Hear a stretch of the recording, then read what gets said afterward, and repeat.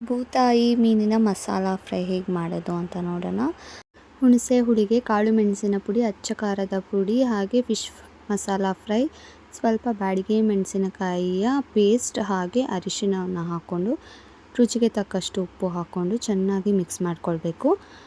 ಚೆನ್ನಾಗಿ ಮಿಕ್ಸ್ ಮಾಡ್ಕೊಂಡ ನಂತರ ಅದಕ್ಕೆ ಬೂತಾಯಿಯನ್ನು ನೀಟಾಗಿ ತೊಳೆದು ಕ್ಲೀನ್ ಮಾಡ್ಕೊಂಡಿರೋದನ್ನು ಹಾಕ್ಕೊಂಡು ಚೆನ್ನಾಗಿ ಮಿಕ್ಸ್ ಮಾಡಬೇಕು. ಇದಕ್ಕೆ ಸಣ್ಣದಾಗಿ ಹಚ್ಚಿರುವಂತಹ ಬೆಳ್ಳುಳ್ಳಿಯನ್ನು ಸ್ವಲ್ಪ ಹಾಕ್ಕೊಂಡು ಒಂದು ಪ್ಯಾನ್ ಬಿಸಿ ಆದ ನಂತರ ಸ್ವಲ್ಪ ಕೊಕೊನೆಟ್ ಆಯಿಲ್ ಯೂಸ್ ಮಾಡ್ತಾಯಿದ್ದೀನಿ ನಾನಿಲ್ಲಿ. ಅದಕ್ಕೆ ಸ್ವಲ್ಪ ಕರಿಬೇವಿನ ಸೊಪ್ಪನ್ನು ಹಾಕ್ಕೊಂಡು ಈ ಮಿಕ್ಸ್ ಮಾಡಿರುವಂತಹ ಬೂತಾಯಿ ಮೀನನ್ನು ಇದಕ್ಕೆ ಹಾಕ್ಕೊಂಡು ಚೆನ್ನಾಗಿ ಮಸಾಲೆ ಇರೋದನ್ನೆಲ್ಲ ಹಾಕಿ ಫ್ರೈ ಮಾಡ್ಕೊಳ್ಬೇಕು. ಚೆನ್ನಾಗಿ ಬೇಯೋ ತನಕ ಲಿಡ್ ಕ್ಲೋಸ್ ಮಾಡಿ ಚೆನ್ನಾಗಿ ಬೆಂದ ನಂತರ ಮತ್ತೆ ಮಸಾಲೆ ಉಳಿದಿದ್ರೆ ಅದಕ್ಕೆ ಹಾಕಿ ಮತ್ತೆ ಇನ್ನೊಂದು 5 ಮಿನಿಟ್ಸು ಕುಕ್ ಮಾಡಬೇಕು.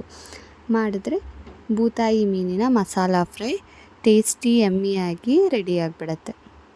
ಬಾಯ್ಲ್ಡ್ ರೈಸ್ ಜೊತೆಲಿ ರುಚಿಯಾದ ಬೂತಾಯಿಯ ಮೀನು ಫ್ರೈ ತುಂಬಾ ಟೇಸ್ಟಿಯಾಗಿರುತ್ತೆ.